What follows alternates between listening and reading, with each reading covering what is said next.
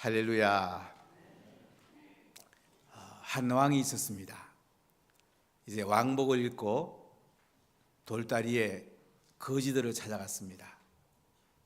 거지들 보고 같이 놀자고 같이 대화하자고 갔더니 오히려 거지들이 왕을 보고 도망을 갑니다. 아무리 오래도 거지들이 도망을 갔습니다.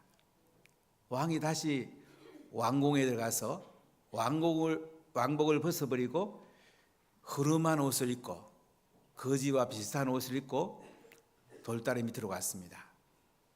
그랬더니 거지들이 다가와서 대화도 하고 같이 놀아줬다고 합니다. 톨스토이의 작품 가운데 한 이야기입니다. 만왕의 왕이신 하늘 보좌 우편에 계시는 예수님께서 이 땅에 하늘의 왕복을 입고 오셨다라면 아무도 예수님과 함께하지 못했을 것입니다. 근데 예수님은 하늘의 왕복을 벗어놓으시고 인간의 몸을 입고 이 땅에 오셨습니다. 베들레헴에 이 땅에 오셨습니다. 마리아 태반을 빌려서 성령으로 잉태해서 이 땅에 오셨습니다. 왕이시고 하나님 아들이신 분이 가장 낮은 곳에 내려오셨습니다. 그분은 예수라고 이름을 짓게 됩니다. 자기 백성을 저의 죄에서 구원할 자로 오셨습니다. 또한 처녀가 잉태하여 아들을 낳는데 임마누엘이라 하라. 하나님이 우리와 함께 계신다. 예수님이 우리 가운데 오셔서 구세주가 되시고 우리랑 함께 계십니다. 얼마나 큰 은혜입니까? 예수님 우리와 함께 계시다니요. 우리의 길을 인도하시고 우리에게 필요한 것을 공급하시고 우리를 구원하시고 죽은 뒤에도 영원히 함께 하실 그 예수님, 그분이 우리 가운데 찾아오신 날이 바로 성탄절입니다. 예수님이 땅에 오시는데 정작 맞이해야 될 대제사장들과 서기관들은 아무 생각이 없습니다. 그런데 동방에서 천문학을 연구하던 박사들이 예루살렘에 오게 됩니다. 이 사람들은 바벨론이나 페르시아 또는 인도까지 말하는 사람도 있습니다. 이 먼 땅에서 예수님의 탄생, 유대인의 왕을 찾아서 그들은 먼 거리를 오게 됩니다. 아마 이 바벨론에 유다 백성들이 포로로 잡혀갔을 때에 그곳에 랍비들이 있었고 그들은 구약 성경을 배웠습니다. 아마 이 구약 성경이 이방인들에게도 전해진 것으로 생각됩니다. 그래서 천문학을 연구하면서 별자를 연구하던 사람들이 아기 예수님의 탄생을 별을 보고 따라와서 예루살렘까지 오게 된 것을 볼 수가 있습니다. 가장 가까이 있는 구약을 연구하고 메시아가 오기를 기다리는 사람들은 아무 생각이 없는데 1500km 내지 2000km 넘는 그 먼 거리에 있는 천문학자들이 예수님을 경배하러 오늘 오게 된 사실을 볼 수가 있습니다. 오늘 말씀 가운데 우리가 첫 번째 생각할 것은 우리의 왕이 어디 계시냐는 거죠. 왕으로 나시니까 어디 계시냐는 거예요. 자, 오늘 2장 1절을 같이 읽어볼까요? 헤롯 왕 때에 예수께서 유대 베들레헴에서 나심에 동방으로부터 박사들이 예루살렘에 이르러 말하되. 자, 헤롯 왕 때입니다. 이 헤롯 왕은 헤롯 대왕이라고 말하기도 하는데 에돔 사람입니다. 에서의 후손입니다. 에돔의 지금 페트라 지역에 안티바텔이라는 아버지를 통해서 이 땅에 온 헤롯이라는 사람입니다. 이 사람은 아주 정치 수완이 좋았고 상당히 뛰어난 면이 있었습니다. 그는 로마에 가서 BC 47년에 로마 총독으로 유대 땅을 임명받습니다. 그리고 BC 42년에는 유다의 분봉왕으로 임명을 받습니다. BC 4년에 죽게 됩니다. 이 헤로데 왕이 살아있는 동안에 예수님이 이 땅에 태어나게 됩니다. BC 4년경 헤로데 왕이 죽을 때는 70세 가량으로 알려져 있습니다. 이 사람은 정치적 수양은 있는 사람이지만은 우리나라 연산군과 같이 굉장히 포악한 사람이었습니다. 심지어 자기 아내도 죽이고 장모님도 죽이고 장남도 죽이고 두 아들도 죽였어요. 참 포악한 사람이에요. 근데 이 사람이 유대인들의 환심을 살려고 헤롯 대성전을 건축을 합니다. 그래서 유대인들에게는 상당히 인기가 있었습니다. 이 헤롯 왕 때에 예수님께서 유대 베들레헴에서 나십니다. 베들레헴은 떡집이라는 의미가 있고 다윗의 고향입니다. 다윗의 동네입니다. 다윗성이 있는 곳입니다. 누가복음 2장에 보면 아우구스도 로마 황제 때에 황제가 명을 내립니다. 각자 고향에 가서 호적을 하라. 호적을 하면 이제 인구조사도 되고 군사 징집도 할 수가 있습니다. 그래서 요셉과 마리아는 베들레헴으로 오게 됩니다. 이 베들레헴에서 이제 아기 예수님이 탄생하게 되죠. 베들레헴에 오니까 머물 여관이 없습니다. 그래서 목자들이 지키던 그 마구간, 그 당시 마구간은 주로 동굴이었어요. 지금도 베들레헴에 가보면 예수님이 탄생한 곳은 자꾸 지하로 내려가요. 지하 동굴 마구간이 있는 곳에서 예수님이 탄생하게 되는데요. 이때 동방으로부터 박사들이 예루살렘에 이르러 말했다. 천문학을 연구하는 박사들, 상당히 지체가 높은 사람들입니다. 이 사람들이 먼 거리를 낙타를 타고 예루살렘으로 옵니다. 그들은 특이한 별을 보고 별의 인도를 따라서 예루살렘까지 오게 됩니다. 자, 2절을 같이 읽어볼까요? 유대인의 왕으로 나신 이가 어디 계시냐? 우리가 동방에서 그의 별을 보고 그에게 경배하러 왔노라 하니. 이 동방 박사들이 예루살렘에 와서 누굴 찾고 있습니까? 유대인의 왕으로 나신 이가 어디 계시냐? 인류의 메시아로 오신 분, 유대인 후손 아브라함과 다윗의 자손으로 오신 그 메시아, 그분이 어디 계시냐? 이렇게 찾게 됩니다.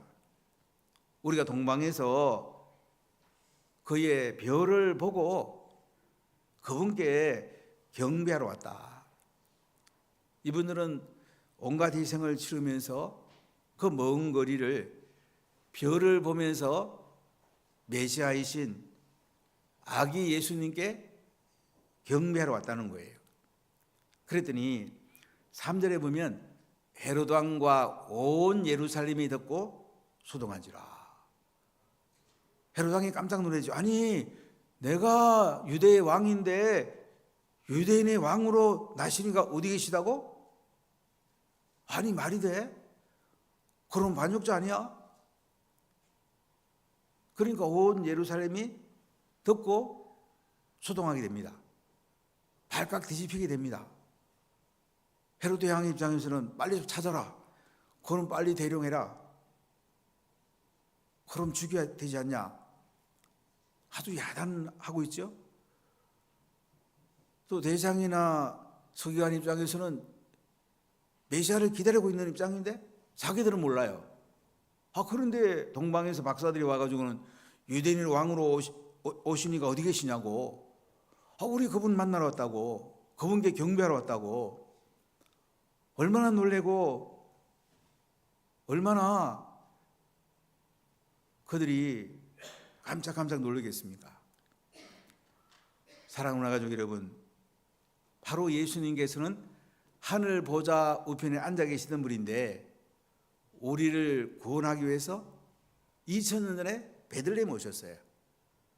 그리고 우리를 위해 십자가에 대신 죽으시고 부활하시고 성천하시고 지금 하나님 보좌 우편에 앉아 계세요. 그분은 성령을 보내시고 바로 십자가에 죽으시고 부활한 예수님을 나의 구세주, 나의 왕, 주님으로 믿으면 내 마음속에 들어오시죠. 성령 충만을 부으시죠. 하늘의 은혜를 부으시죠.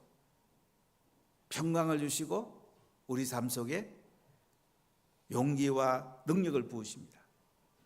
그 예수님이 우리 가운데 지금 찾아오신 거예요. 지금 동방박사들은 예루살렘에서 유대인으로 나신 그 왕이 어디 계시냐 찾고 있는 중에 있어요.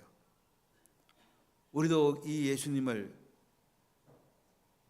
찾아다니신 적이 있은 분이 계실 것입니다. 저도 인생의 목적을 추구하면서 이 예수님을 찾아러 다녔어요. 이 예수님이 제 마음속에 오시고 나니까 얼마나 편안하고 얼마나 행복하고 얼마나 기쁜지 모르겠어요. 이번 30기 행복 고수를 하면서 많은 분들이 은혜를 받았습니다. 성령 충만을 받았습니다. 질병이 왔는데도 아무 염려가 안 된대요. 죽음 앞에서도 아무 걱정이 없대요. 이거 하나님 은혜 아니겠습니까? 이 왕이신 예수님이 내 속에 오시니까 그분이 알아서 다 할 거니까 우리는 염려가 안 되고 그분 은혜 가운데 행복하게 아름답게 살 수가 있습니까? 이런 마음속에 왕이신 예수님께서 계시는 걸 믿으시죠? 믿으십니까? 확실히 믿으세요? 두 번째, 왕이신 우리 예수님은 예언대로 오셨나요? 자, 우리 4절 같이 한번 읽어볼게요. 왕이 모든 대장과 백성의 서기관들을 모아 그리스도가 어디서 나겠느냐 물으니, 헤롯 왕이 유대인 왕이 나시는데 어디 있냐고 그러니까 빨리 찾아야 될 거 아니에요. 그 대상들과 백성의 서기관들을 모아갖고 그리스도가 어디 계시냐, 어디서 난 거야 묻는 걸 볼 수가 있습니다. 대상은 성전에서 제사를 집례하고 유대의 종교 주자의 우두머리예요. 예수님 때는 가야바, 안나스 이런 대상이 있었습니다. 사내들은 공의 의장이기도 합니다. 서기관은 성경을 기록하고 가르치는 사람이에요. LA에서 서기관을 만난 적이 있는데 이 사람이 양피지에 계속 성경을 씁니다. 지금 유대인들도 보면 회당의 한쪽에 성경을 쓴 것을 보관했다가 안식이 되면은 앞으로 가져와가지고 어린아이, 어른이 다 같이 이 성경을 읽으면서 또 축복 기도를 받는 것을 본 적이 있습니다. 지금도 유대인들은 성경은 토라 구약을 인쇄하지 않습니다. 꼭 서기관들이 펜을 가지고 쓰게 됩니다. 이 사람들은 구약을 날마다 읽고 연구하는 사람들이에요.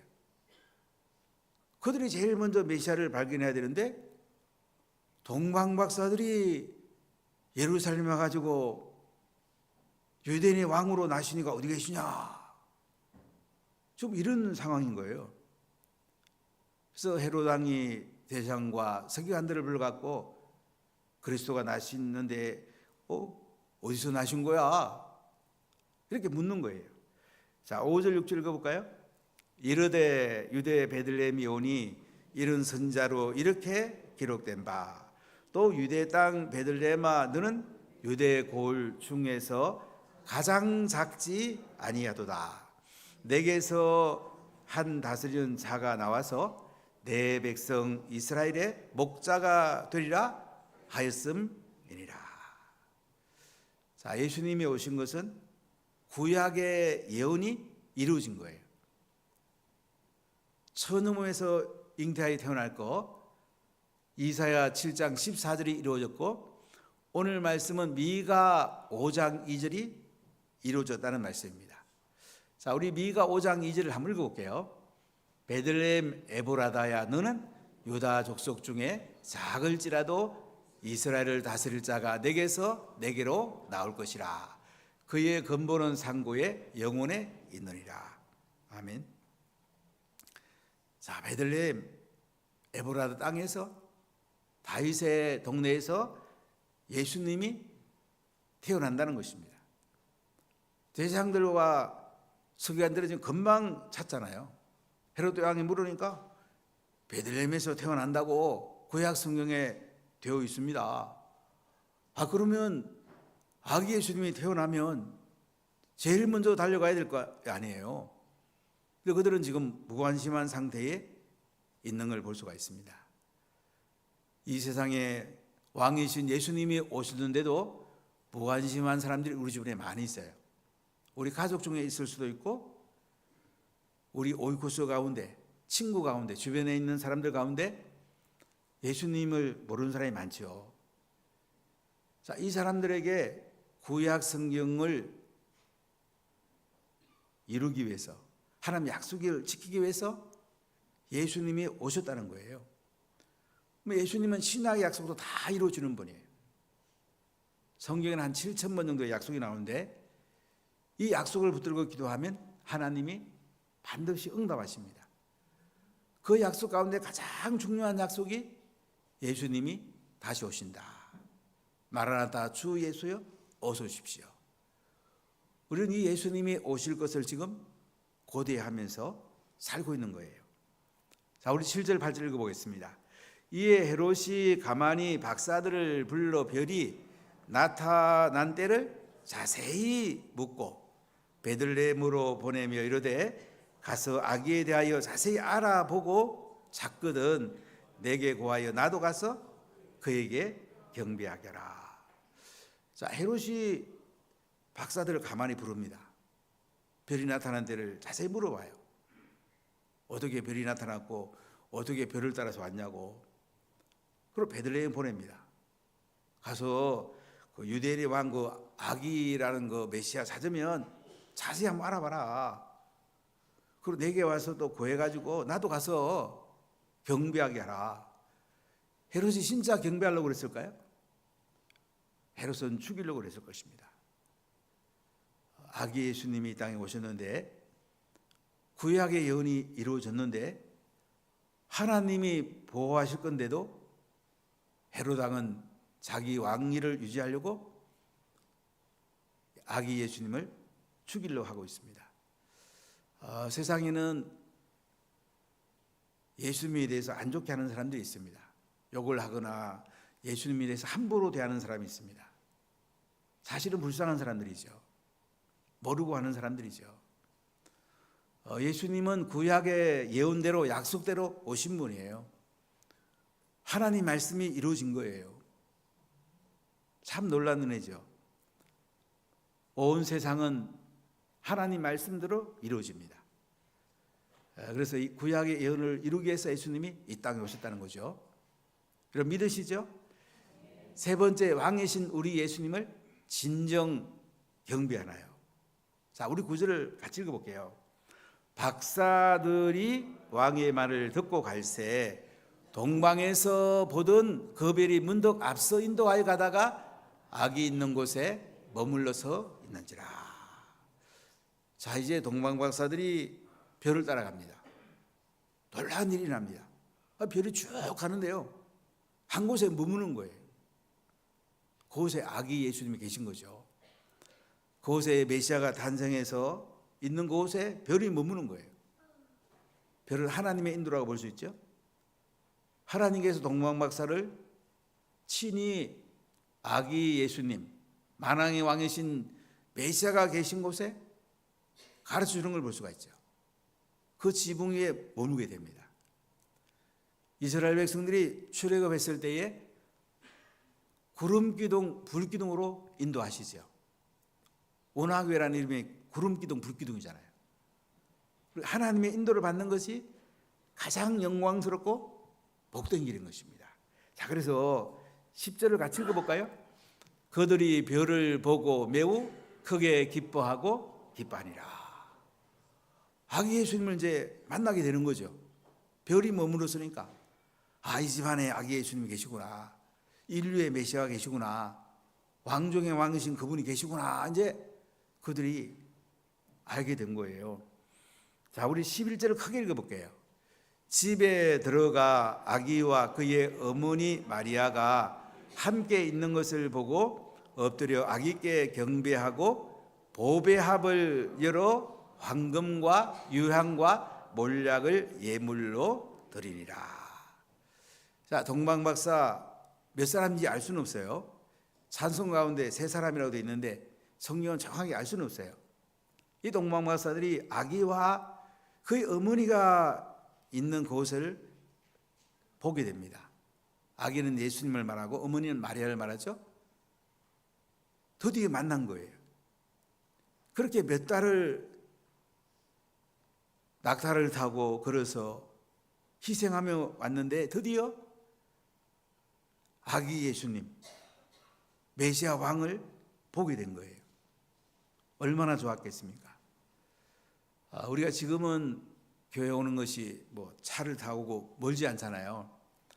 옛날엔 먼 거리를 예배하러 다니고 새벽기도 다녔습니다. 제가 78년 예수님을 만나고 얼마 안 돼서 안인숙 사모님의 죽으면 죽으리라, 그 책을 읽으면서 굉장히 많이 은혜를 받았는데, 이 안인숙 사모님은 처녀 때에 어머니랑 30리길을 걸어 다닙니다. 새벽 2시면 일어나가지고 2시간을 걸어서 새벽 기도합니다. 다시 2시간을 걸어옵니다. 그래도 새벽 기도 한 번도 안 받았다고 그래요. 나중에 신사 참배 때문에 반대해서 감옥에 갇힙니다. 감옥에서 이 안인숙 여사는 순교하기를 정말 원했어요. 예수님을 위해 죽기를 원했어요.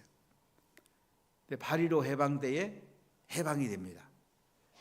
그래, 그분의 죽으면 죽으리라 책의 부제가 뭐라고 되어 있냐면 실격된 순교자의 수기.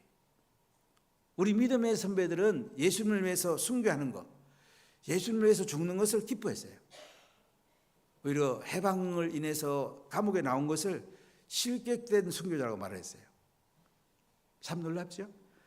이렇게 믿음의 선배들의 그 순교의 피가 있었기 때문에 우리가 지금 이 교회가 세워지고 우리가 신앙생활을 할 수 있는 거예요. 우리가 이런 뜨거운 마음이 있나요? 우리가 이 희생하는 마음이 있나요? 지금 우리 교회가 코로나 전으로 돌아가는 게 굉장히 중요한데요, 우리 이 마음이 필요해요. 부엌에 가서 일해도 감사하고, 청소해도 감사하고, 주차 안내도 감사하고, 화장실 청소해도 감사하고, 자꾸 우리 하나님 일하는 것이 즐거워야 돼요. 우리가 전에 성령 충만할 때 보면 밥을 일주일에 여러 번 했죠. 주일날 식사, 또 알파 코스 저녁에, 또 평일에 또 알파 코스, 또 목요일에 또 노인대학. 보통 4번을 했어요. 4번. 그래도 기쁨으로 했어요. 우리가 성령 충만하면 기쁨으로 할 수가 있어요. 성령 충만하려면 기도해야 돼요. 말씀 가운데 가야 돼요. 그래야 내 영이 살아요. 이 동방박사들은요, 아기 예수님을 보고 나서는 막 너무너무 기뻐하는 걸 볼 수 있어요. 그리고 엎드려 가지고 아기께 경배합니다. 엎드려 다른 말은 뭐죠? 자기를 최고로 낮추고 예수님을 최고로 높였다는 거죠. 좀 전에 우리 신대원 동기 몇 사람이 저희 교회를 방문했어요. 동기 회장이었던 여주에 있는 한 목사님이 저희 교회 홈페이지를 다 읽어봤대요. 그날 메시지를 전하면서 저희 교회 홈페이지 가운데 가정 식탁 예배 순서지가 제일 좋았대요. 그 중에도 마지막에 끝날 때에 자녀가 부모님께 큰절하는 거, 그게 너무 자기는 좋다는 거예요. 큰절하는가 물어봐요. 그래서 우리 큰딸 결혼하기 전에 작은 딸하고 가정 식탁 예배 드리고 애들이 큰절하고 또 11조까지 우리한테 줬다. 제가 그럴 때 깜짝 놀라더라고요. 여러분, 예수님을 최고로 높이십시오. 엎드려 경배하십시오. 큰절하는 건 참 좋은 거예요. 명절이 되면 우리 자녀들은 부모님께 헌절하십시오. 가정식상 예배 드리고도 헌절하십시오. 부모님을 최고로 높이는 거예요. 예수님을 최고로 높이십시오. 엎드려 경배하십시오. 그리고 보배합을 열어가지고 황금과 유향과 몰약을 예물로 아기 예수께 드립니다. 황금은 예수님이 왕인 것을 말합니다. 유향은 신성, 하나님의 아들인 걸 말합니다. 몰약은 인성, 사람의 아들인 걸 말해요. 최고의 예물을 동방박사들은 예수님께 드립니다. 여러분, 최고의 예물을 예수님께 드립니까? 11조 드리고, 할 수 있으면 성경금도 12조만큼 하고, 우리가 하나님께 최고 예물 드리는 거, 기쁨으로 드리는 거, 이게 은혜예요. 이게 복이에요. 제가 어떤 분을 만났더니 자기는 기도하는 게 한 달에 5천만 원을 성경금 드리는 게 자기 기도 제목이래요. 제가 마음껏 축복해 줬어요. 아름답죠? 한 달에 5천만 원 성경금 드리면 좋잖아요. 선교지에 쓸 데가 얼마나 많아요. 최고로 드리고 싶다는 거죠. 얼마나 아름답습니까? 우리가 좀 큰 마음을 가져야 돼요. 하나님 크게 복을 줍니다. 큰 그릇을 가져야 돼요. 특히 우리 자녀들과 다음 세대는 좀 통을 키우십시오. 큰 그릇을 가지십시오. 세계를 이끌어가는 위대한 지도자 여러분들이 큰 그릇을 가지십시오. 오늘 동방박사들은 그 먼 데서 희생하며 와서 최고로 자기를 낮추고 예수님을 최고로 높이 엎드리고 황금과 유향과 몰약을 예물로 드려서 진정 예수님을 경배했습니다. 우리도 이 동방박사들처럼 진정 예수님을 경배해야 되지 않겠습니까? 여러분, 경배하시기 바랍니다. 아멘. 경배하시기를 축복합니다. 동방박사보다 더 경배하기를 축복합니다. 자, 12절을 같이 읽어보겠습니다. 그들은 꿈에 헤로데게로 돌아가지 말라 지시하심을 받아 다른 길로 고개 돌아가니라. 자, 동방박사들이 하나님이 꿈에 나타나가지고 헤로데게로 가지 마. 헤롯은 아기 예수님을 만나면 자기한테 와서 얘기해달라고 그러잖아요. 자기도 가서 경배하겠다고. 경배하겠다는 얘기 아니고 죽이러 가겠다 이거잖아요. 그래서 동방박사들은 꿈에 헤로데게로 돌아가지 말라는 지시를 받았고 다른 길로 고개 돌아갑니다. 자, 이 말씀은 뭘까요? 우리가 예배에서 말씀을 들으면 내 삶의 현장에 가서 실천해야 된다는 거죠. 말씀대로 순종해야 된다는 거예요. 가정에서, 일터에서 나의 삶에 더해서 하나님의 말씀을, 왕 대신 예수님의 그 말씀을 순종하는 것이 진정한 삶의 예배라는 것입니다. 사랑하는 문화가족 여러분, 오늘 동방박사들 상당히 높은 이 사람들이 그 먼 곳에서 예루살렘을 거쳐서 베들레헴까지 와가지고 아기 예수님을 만나고 진정으로 엎드려 황금과 유향과 몰약을 드려서 최고로 경배하는 걸 보게 됩니다. 그리고 꿈에 헤로데게로 돌아가지 말라는 그 음성을 듣고 그대로 돌아갑니다. 헤로데게 해당할 수도 있습니다. 그런데도 하나님 말씀에 전적으로 순종해서 다른 길로 자기 고국으로 돌아갑니다. 이것이 예수님을 경배하는 것입니다. 여러분, 우리가 성탄절을 맞이해서 진심으로 성령 충만한 가운데 우리가 예수님을 한번 경배해 봅시다. 그분은 만왕의 왕이십니다. 하나님 보호자 옆에 앉아 계시다가 가장 낮은 이 땅에 인간의 몸을 입고 오신 분이에요. 그분을 나의 구세주로 나의 왕으로 오신 분들은 날마다 행복하고 이 땅을 떠나도 예수님과 함께 영원히 살고 그분의 영광 가운데 우리가 가장 아름답게 살게 되는 것입니다. 우리가 이 땅에 사는 동안에 예수님을 가장 영광스럽게 경배하고 또 우리가 하나님 앞에 가면 뭐 말할 것 없죠. 정말로 매일매일 예수님을 경배하겠죠. 이렇게 영광스럽게 경배하는 문화가족들이 다 되시기를 예수님 이름으로 간절히 축복합니다.